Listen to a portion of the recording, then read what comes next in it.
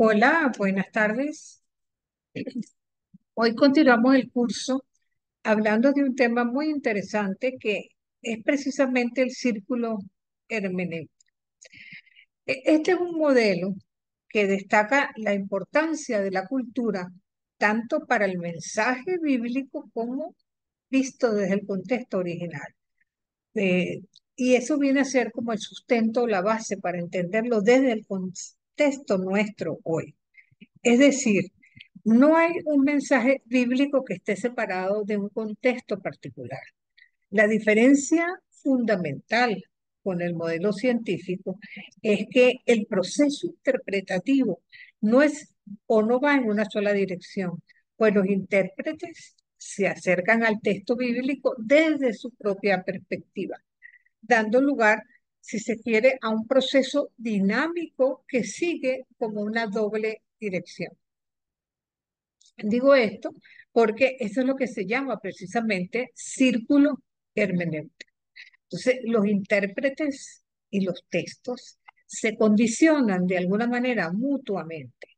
Entonces, hay cuatro elementos que tenemos que tomar en cuenta para estudiar estos círculos y que son precisamente la situación histórica, la cosmovisión del intérprete, el texto bíblico en sí y la teología que nace a partir de los. Vamos a tratar de ir viendo cada uno de estos puntos por separado. El primero de ellos es la situación histórica. Entonces, los lectores y hasta los oyentes de la Biblia viven en situaciones históricas particulares, en culturas específicas, con lenguas concretas. Entonces, si la palabra de Dios en la Biblia ha de llegarles, tiene que hacerlo con los mismos términos de la situación histórica, cultural, donde ellos están inmersos. En otras palabras, se trata de inculturar esa palabra. Entonces, nuestra cultura y ninguna cultura está ajena ni trata tampoco de reflejar en su totalidad el propósito de Dios. Porque en toda cultura hay una serie de elementos que pueden conspirar precisamente contra esa comprensión de la palabra de Dios. Entonces, toda interpretación está sujeta a corrección y afinación, pero siempre cuidándose de que no vaya a convertirse también en un sincretismo, ¿no? Porque eso tampoco es adecuado. Es decir, de los elementos culturales que distraigan el mensaje de la palabra.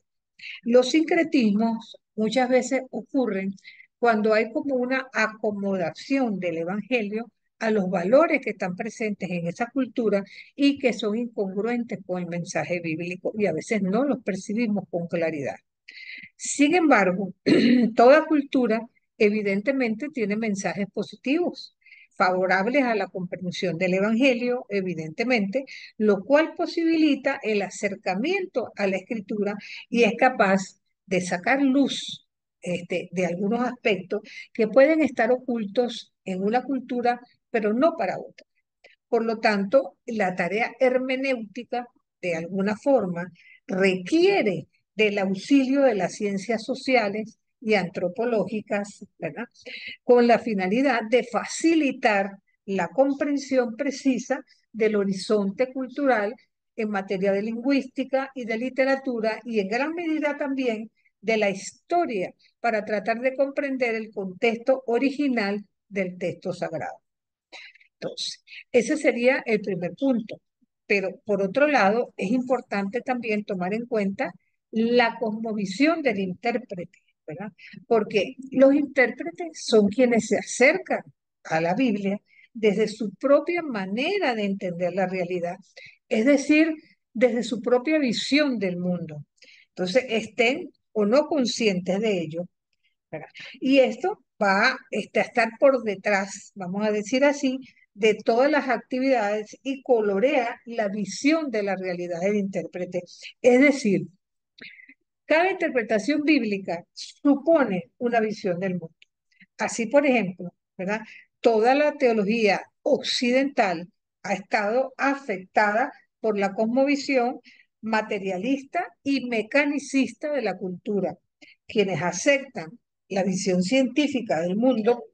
Entonces, y es donde todo puede explicarse, si se quiere, en base a causas naturales, tienen dificultades para aceptar la Biblia, sobre todo cuando ésta se refiere a realidades espirituales.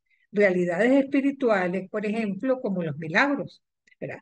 Por tanto, la cosmovisión bíblica tiene que imponer muchos correctivos, ¿verdad?, a la cosmovisión occidental, haciendo énfasis, si se quiere, en un Dios personal que actúa con un determinado propósito en la historia y a través de ella.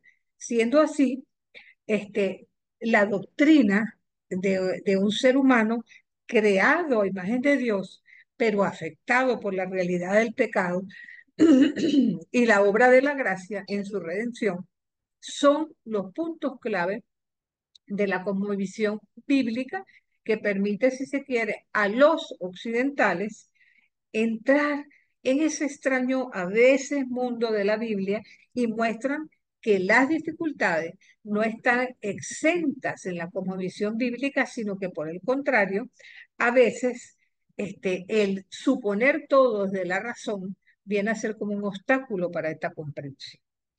En eso caemos en las escrituras precisamente.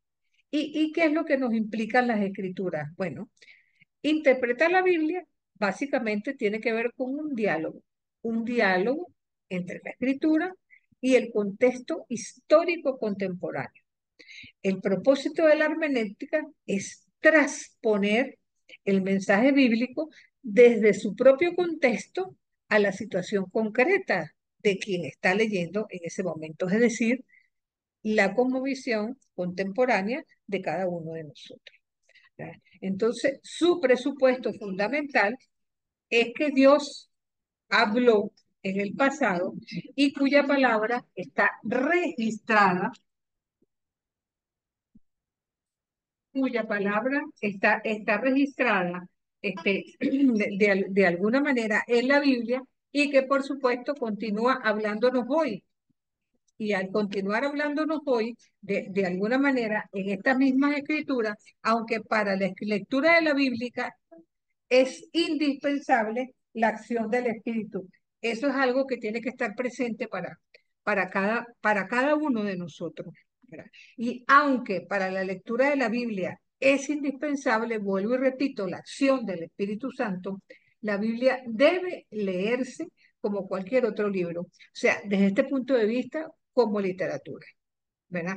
Entonces, y es indispensable, ¿verdad?, que la acción del espíritu también vaya acompañada de la visión que tenemos del horizonte cultural. Toda interpretación del texto debe ir o ir al texto exactamente con el mismo matiz de significado que tuvo cuando se pronunció por primera vez. Entonces, esto quiere decir que se tiene que dar a las palabras el sentido distintivo que les dio el autor, leyéndolas en el contexto de dichas palabras.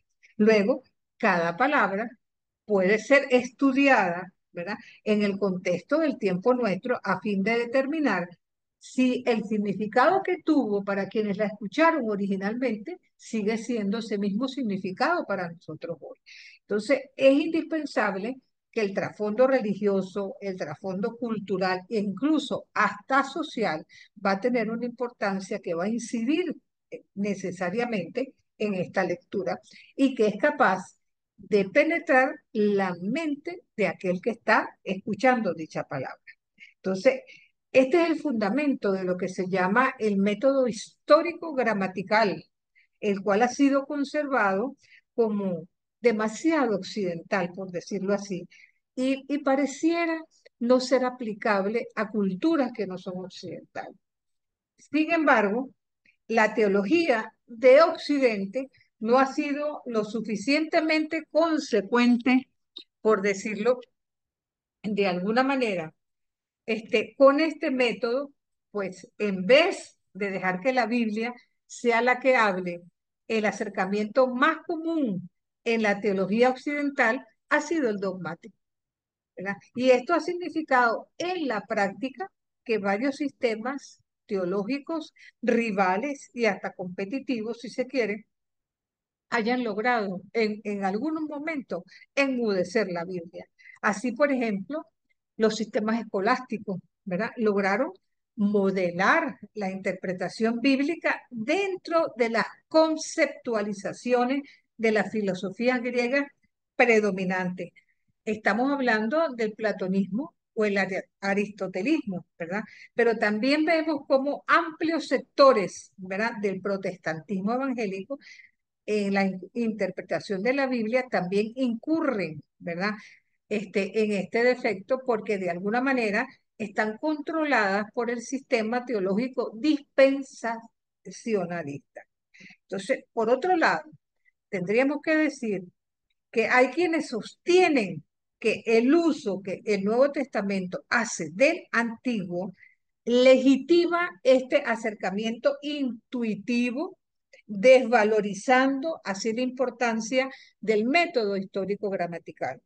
Alegan que la presencia de alegorías, ¿verdad?, en los textos apostólicos muestra el poco interés de los escritores del Nuevo Testamento por establecer el sentido natural del Antiguo Testamento. Sin embargo, la idea de que la interpretación del Antiguo Testamento sea imaginativa, lo cual en cierto modo es similar a la exégesis rabínica, carece de una buena base. Entonces, en el caso de Pablo, es importante destacar a Pablo, a pesar de su formación rabínica, para él la alegorización es casi insignificante, por decirlo así, y aún quitándola, lo poquito que hay, no modificaría para nada su teología.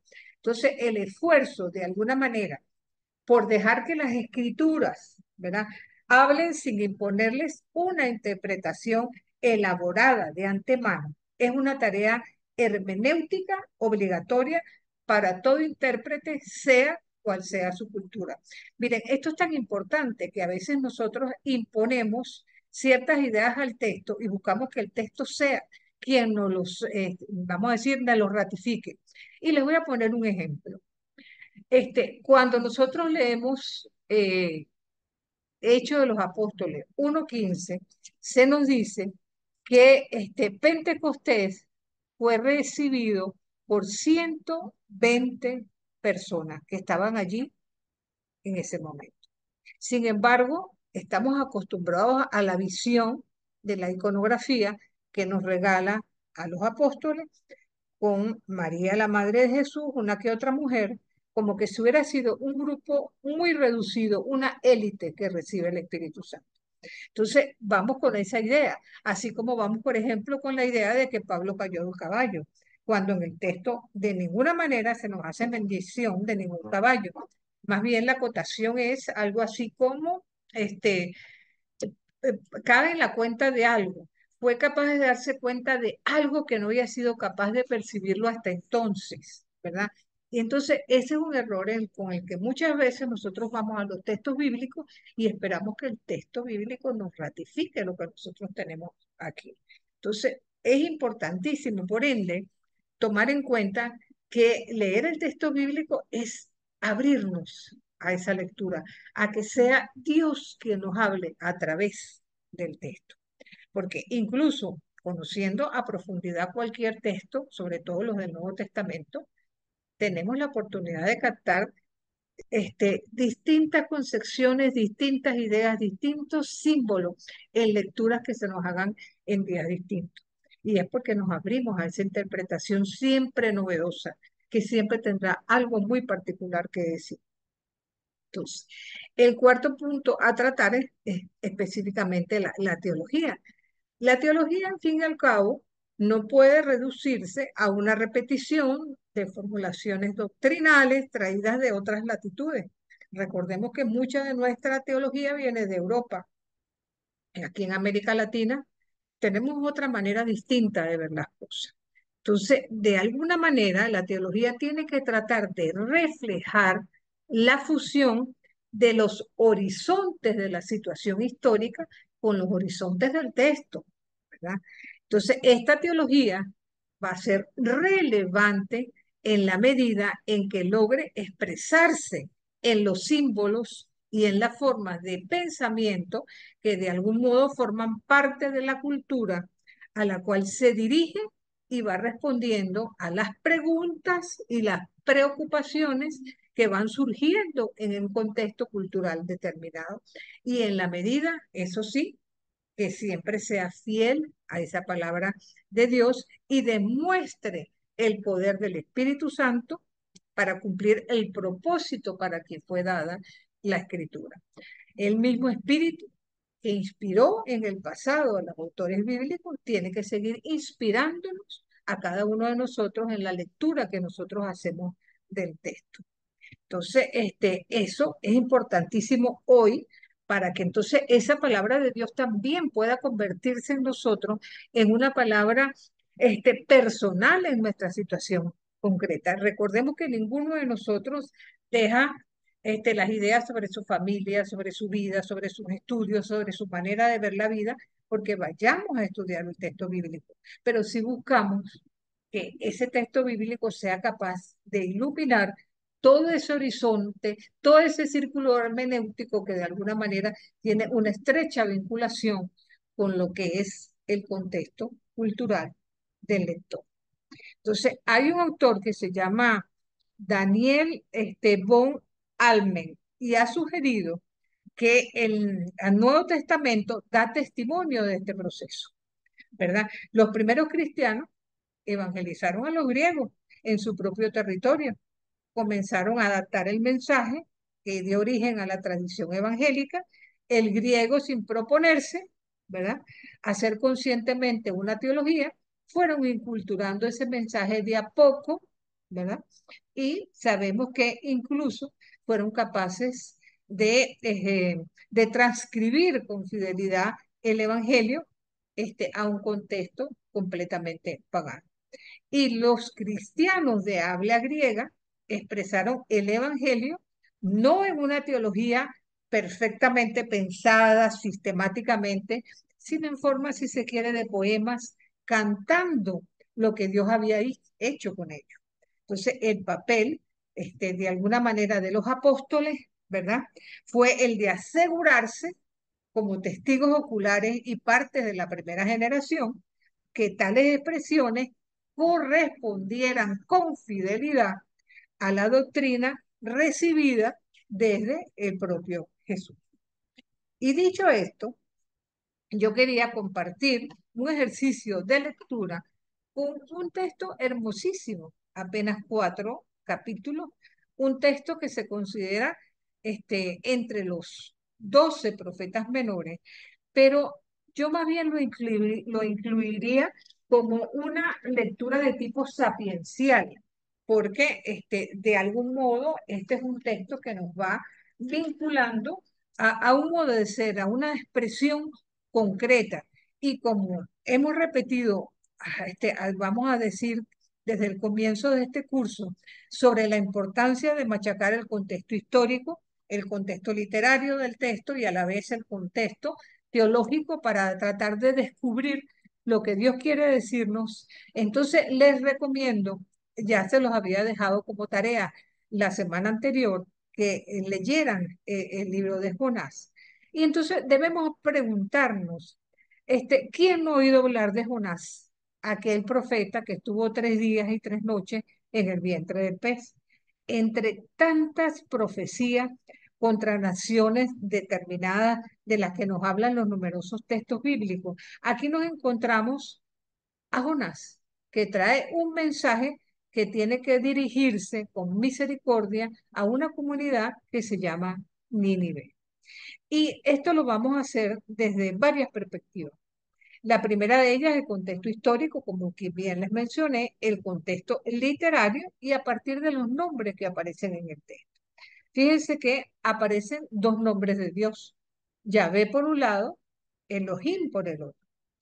También el nombre de dos personas, Amitai, que es definido como padre de Jonás en los primeros versículos, el propio Jonás, y tres ciudades, Nínive, Jope, que la vamos a encontrar también en el Nuevo Testamento, y Tarsis. Entonces, y también podemos ver esta perspectiva desde palabras clave. Por ejemplo, hay cosas notorias aquí, lo que tiene que ver con el pez, lo que tiene que ver con el gusano y lo que tiene que ver con la tormenta, lo que viene a representar esta tormenta en la vida de Jonás y de cada uno de nosotros. Yo creo que en la elección de la ciudad está la clave para comprender el mensaje del librito de Jonás. Sabemos que Nínive fue la capital del imperio asirio, ¿verdad? A partir de Sanaquerib.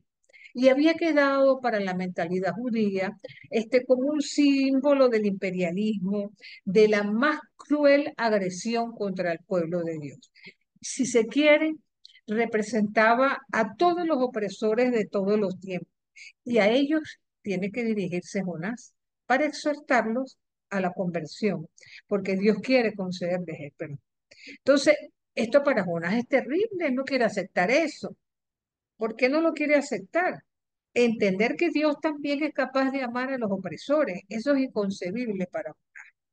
Para Jonás es concebible considerar que tantas veces como el pueblo de Israel caiga en la idolatría y en el pecado y en miles de cosas, como Dios es misericordioso, Dios los va a perdonar siempre, pero que perdone a sus enemigos. O sea, ¿cómo traspolar esto a lo que nos regala Mateo 4:45, que nos dice que el sol sale para todos, para buenos y malos, ¿verdad? Entonces, fíjense que lo interesante de este texto es que el autor no dice que la ciudad de Nínive se conviertan al Dios verdadero, sino que se conviertan de toda la maldad y de las acciones violentas. Por eso en el libro hay dos aspectos. Uno que corresponde a los opresores, que es la de convertirse. El otro toca a Israel. Aceptar que Dios es tan misericordioso que es capaz de perdonar también a quienes han hecho mal.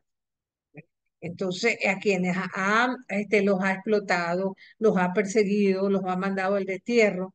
Y de alguna manera, para el pueblo de Israel y la mentalidad de Jonás va por allí. Es inconcebible. Es duro aceptar ese perdón. Entonces, aquí se dice que Jonás es hijo de Amitai, y ese nombre es mencionado en el segundo libro de Reyes, capítulo 14, versículo 25. Pero lo que sí es cierto que no es de la época del segundo libro de Reyes, sino más bien un ambiente posexílico, luego del exilio de Babilonia, ¿verdad? Y que probablemente no estamos aquí hablando de un suceso que podríamos decir que es netamente histórico, ¿verdad?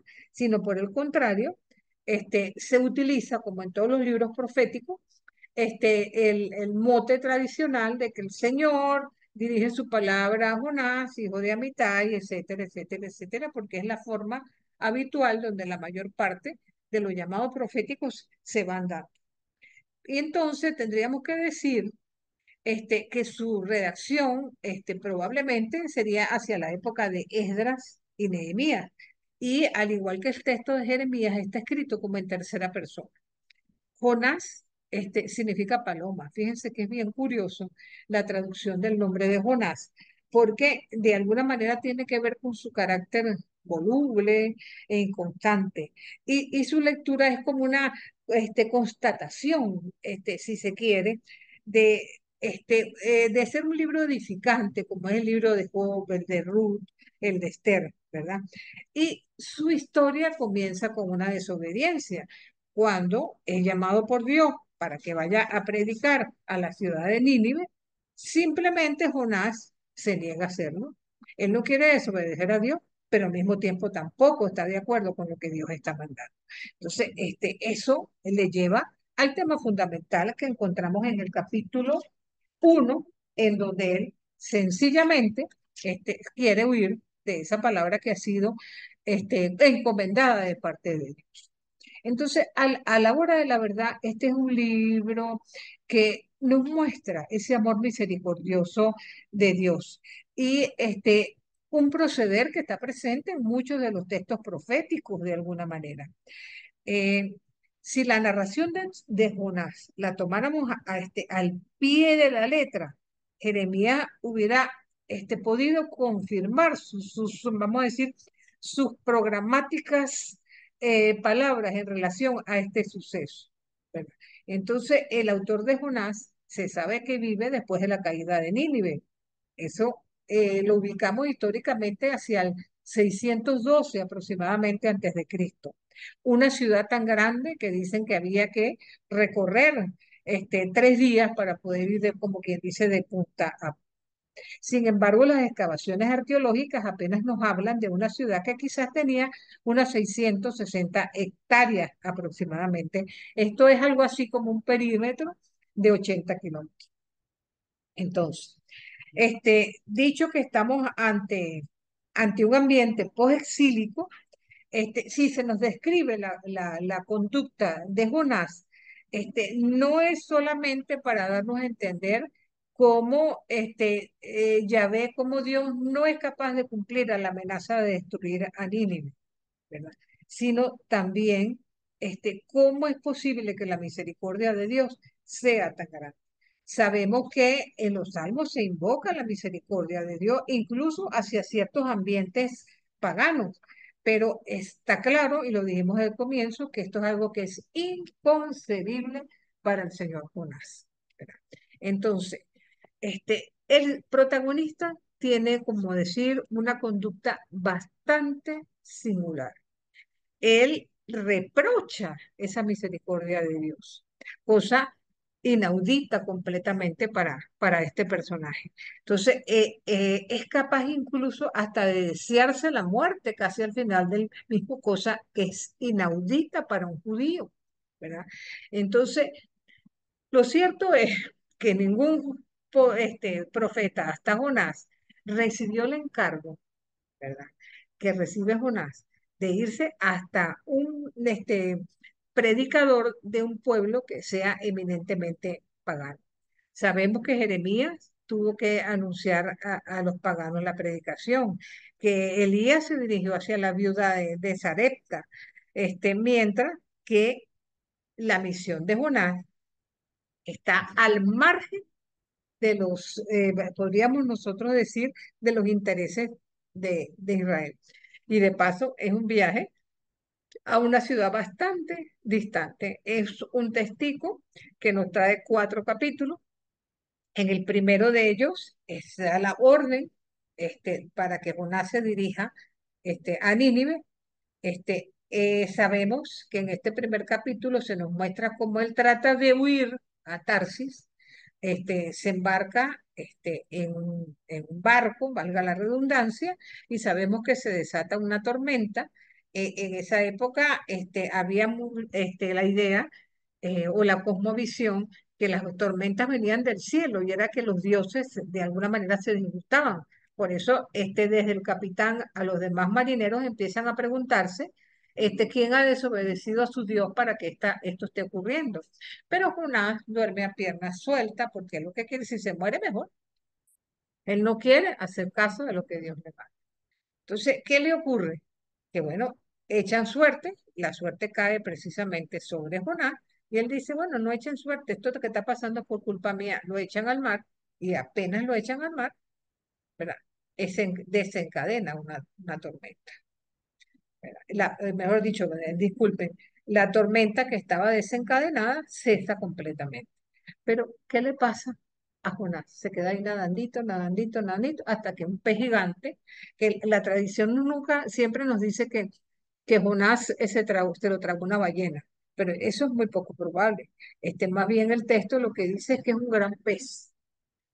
Y tenemos que tomar en consideración que no estamos hablando de un hecho histórico, sino una literatura sapiencial que lleva a tratar de mostrarnos una enseñanza concreta. Y esa enseñanza tiene que ver con la misericordia de Dios. Entonces, ¿qué es lo que le pasa a Jonás dentro del vientre del pez? Caramba, esto me pasa a mí por desobediente. ¿Cómo era posible que yo ya desobedecido el mandato de Dios? Pero es que, ¿cómo se le ocurre a Dios mandarme para Nínive? Esa gente yo no la quiero, ¿verdad? Pero bueno, entre una cosa y otra, él empieza, hace una oración dentro del vientre del gran pez, y así como se lo tragó, al cabo de 3 días, también lo expulsa. Entonces, es muy difícil imaginar ¿Qué es lo que pudo haber pensado Jonás en ese momento? Lo único es que nuevamente, cuando es expulsado del vientre a los 3 días, dice, caramba, como que me toca hacerle caso a la misión a la que fui. Y bueno, se dirige a Nínive, no le queda más remedio, ¿verdad? Eso ya lo vemos en el capítulo 3 y hace, por obra excepcional de la gracia, resulta que en Nínive todo se convierte, ¿verdad? Entonces, el autor, ¿verdad? Describe gráficamente la penitencia y la conversión, que es descrita como una ciudad sanguinaria, toda llena de mentiras. Así es descrita por el profeta Nahum. Entonces, ¿qué hace Jonás? Está haciéndole caso al mandato de Dios, pero obligando que no se conviertan, cosa que en efecto un poco así, porque termina convirtiéndose toda la gente. Entonces, ¿qué pasa al final de todo esto? Al final, Jonás se pone como en una colina para tratar de ver la destrucción de Nínive, porque él piensa que a pesar de todo, Dios no puede ser que los perdone, ¿verdad? Entonces él, a pesar del solazo, está bastante cómodo porque surge una plantita que le da sombra, ¿verdad? Y entonces él está ahí plácido esperando la destrucción de Nínive.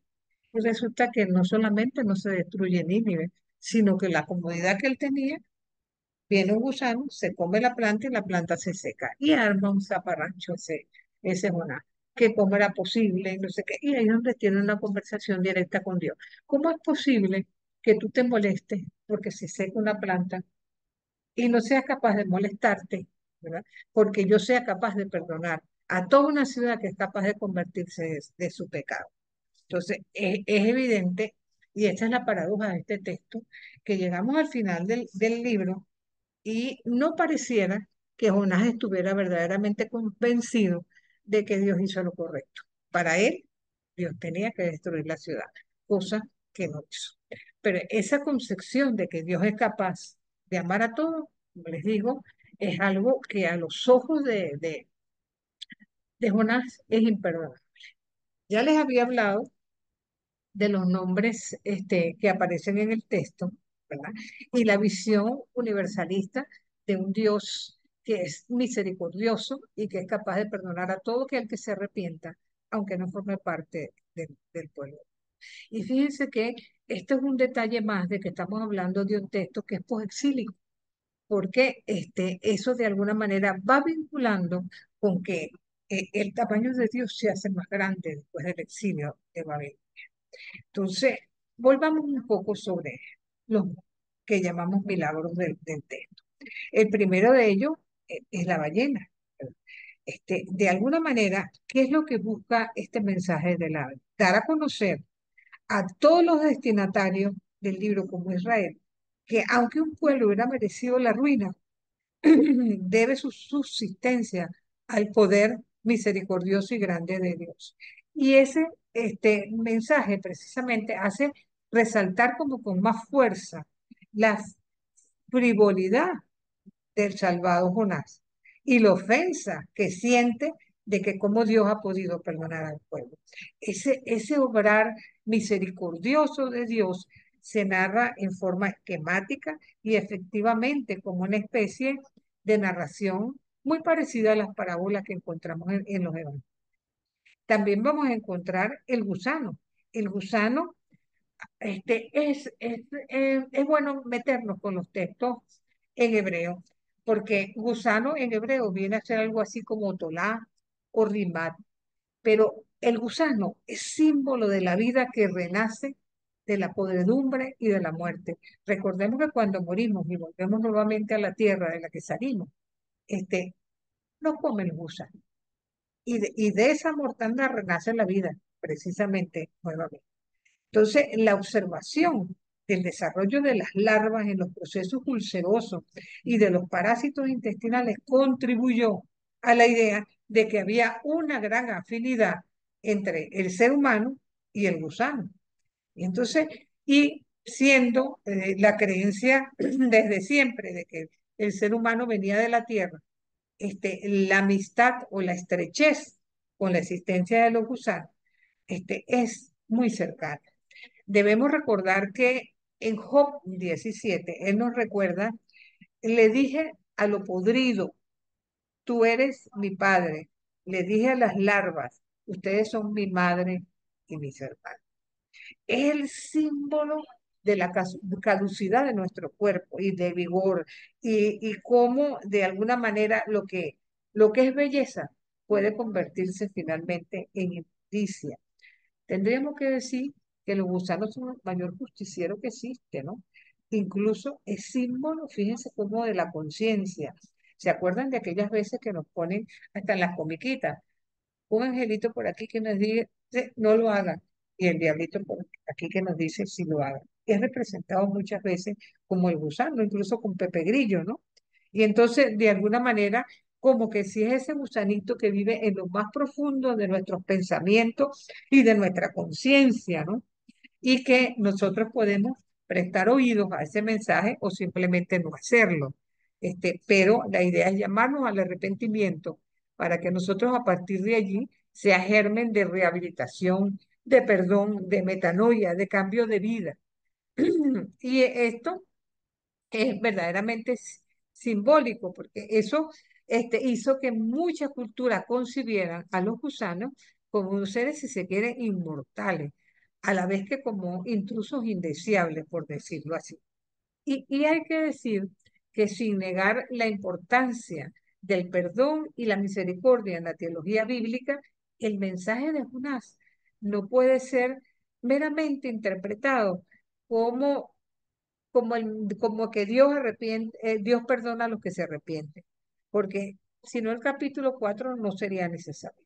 El mensaje tampoco puede ser que los gentiles merecen, son criaturas de Dios que merecen compasión. Eso Jonás lo sabía y más bien él huye por eso. Más bien el mensaje tiene que llevarnos a la reflexión.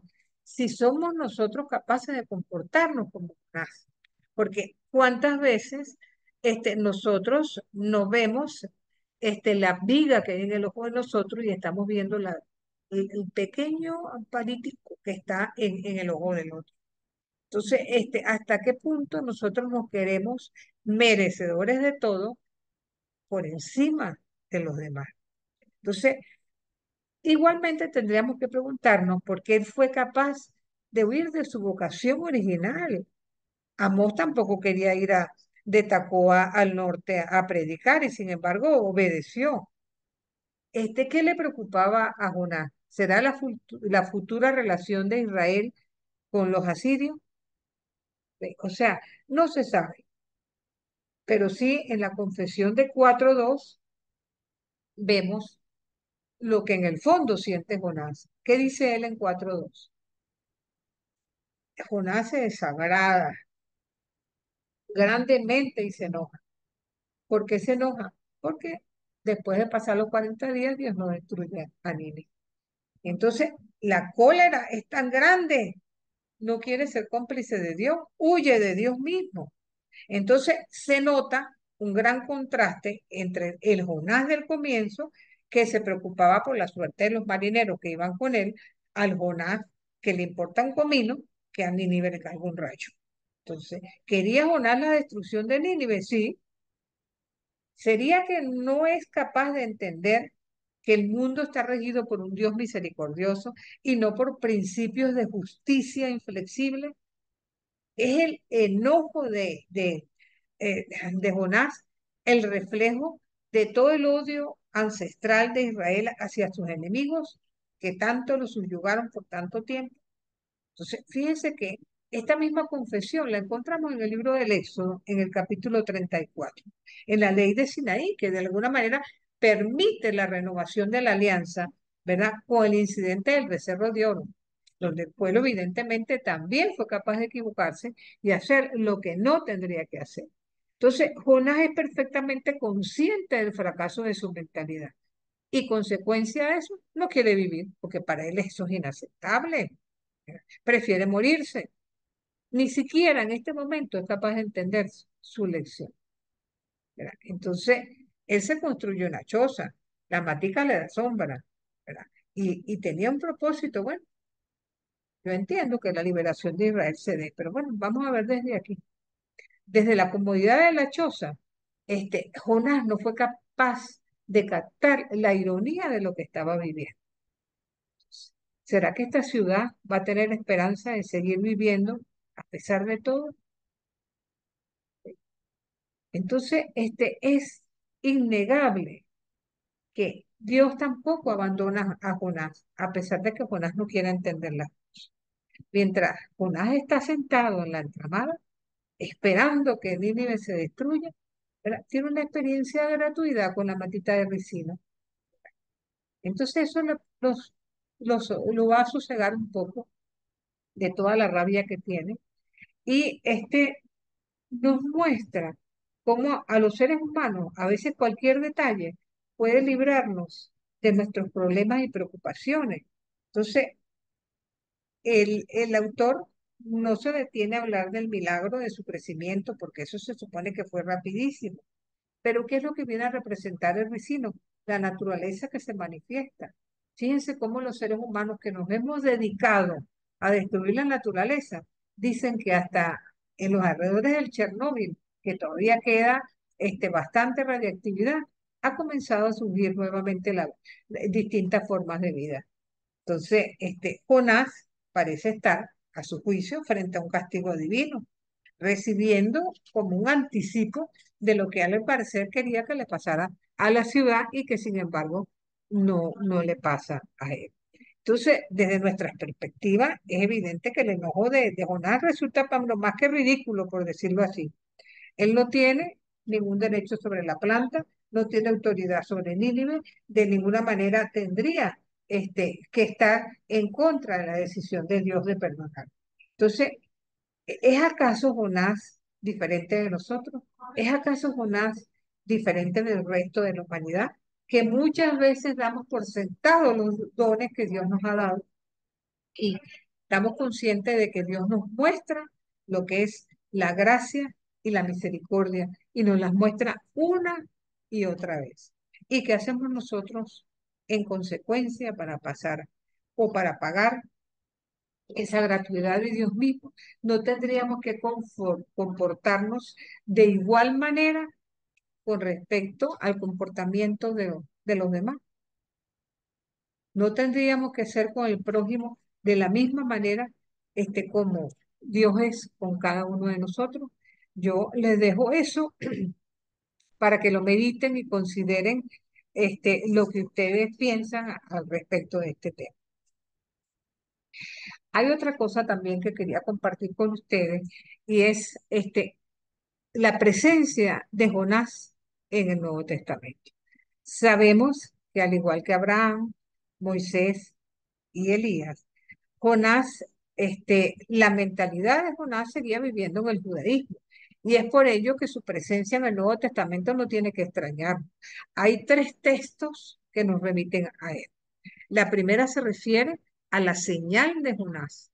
La vamos a encontrar en Mateo 12, 39, 51 y en el paralelo de Lucas. Entonces, fíjense, ¿qué podríamos nosotros decir? Y ahí nos llevamos a Lucas 19 con Saqueo. Sabemos que Saqueo era un recaudador de impuestos, prototipo del pecador en el Nuevo Testamento. Quizás pensando en este personaje y compararlo con Nínive, es la mejor manera de poder entender a Jonás. El relato de Lucas nos habla de un acercamiento voluntario, no reticense como el de Jonás, de Jesús al explotador que provoca su conversión y por ende su salvación.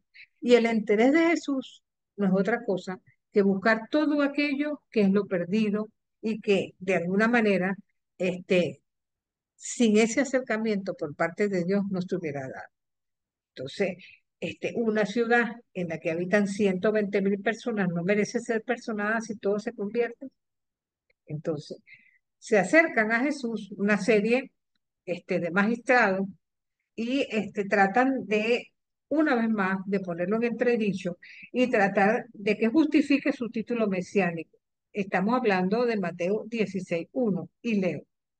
Una generación malvada y adúltera demanda señal, pero no le será dada ninguna señal, sino la señal del profeta Jonás. porque así como Jonás estuvo 3 días y 3 noches en el vientre del gran pez, así estará el Hijo del Hombre en el corazón de la tierra 3 días y 3 noches. Los hombres de Nínive se levantarán en juicio contra esta generación y la condenarán, porque ellos se arrepintieron ante la proclamación de Jonás, y he aquí uno que es mayor que Jonás. Estamos aquí entonces hablando concretamente en Mateo 2, el texto que tienen ustedes en pantalla. Entonces, los exégetas creen que Jesús pronunció realmente estas palabras que más tarde guardó y meditó la iglesia primitiva. Sabemos que hay un texto paralelo en Lucas, ¿verdad? Donde habla también de la docilidad de los habitantes de Nínive a la palabra de Jonás. Entonces, Mateo insiste en eso de los 3 días y 3 noches para de alguna manera llevarlo en parangón con lo que fue la muerte y la resurrección de nuestro Jesús. Entonces, la otra señal es el barco de Jonás. Sabemos que en el Nuevo Testamento hay un texto, en el caso concreto de Marcos, después del endemoniado de Geraso, se embarcan en el lago y surge también una gran tormenta en la que Jesús duerme. Entonces, evidentemente, en plena tempestad, Jesús, al igual que Jonás, duerme en las bodegas del barco, ¿verdad? Entonces, en el vientre del pez continúa su retiro, en el caso de Jonás, si se quiere, en el fondo de la paciencia de Dios, en las entrañas de su gran misericordia.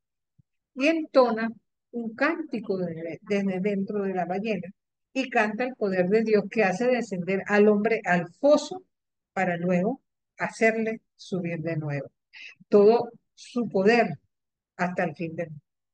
Entonces, poco a poco, ¿verdad? Sabemos que este texto de alguna manera entona esa misericordia de Dios presente, evidentemente, en un Dios que para nosotros, el Dios de Jesús, es tan fácil acogerlo en su plena misericordia. Quizás para muchos en el Antiguo Testamento no fue tan, porque tienen esa imagen de un Dios que es el Dios de los ejércitos, que se pone de parte de Israel en contra de sus enemigos. Pero vemos cómo esa visión está cambiando en aras a un Dios plenamente universalista, capaz de perdonar a todo aquel que sea capaz de convertirse. Entonces, este libro de Jonás, evidentemente, adquiere todo, pero todo su sentido si tomamos en cuenta que no se trata de un personaje de carne y hueso, sino el representante de un grupo. El análisis del texto lo confirma, evidentemente. Nínive y los marineros van a simbolizar el mundo pagano y Tarsis es la ciudad sin la palabra de Dios. El pez es un medio de locomoción y el libro está plagado de símbolos. Solo Dios es Dios en el relato y se ve cómo se van superando todos los obstáculos que surgen en contra de la bendición, es decir, contra la descendencia y con la promesa que se hizo orar. Entonces es un libro que es capaz de condenar el nacionalismo y la falsa religión que está presente en las contradicciones de Jonás como ser humano. Este es el corazón del drama de este texto. Fíjense que son paradigmáticas las palabras de Jesús en la cruz, tomadas del Salmo 22, cuando incluso dice, yo soy un gusano, un oprobio de los hombres, despreciado del pueblo. Entonces, que sea capaz quien tuvo la mayor misericordia para todos los seres humanos de no ser tratado con misericordia cuando estuvo entre nosotros.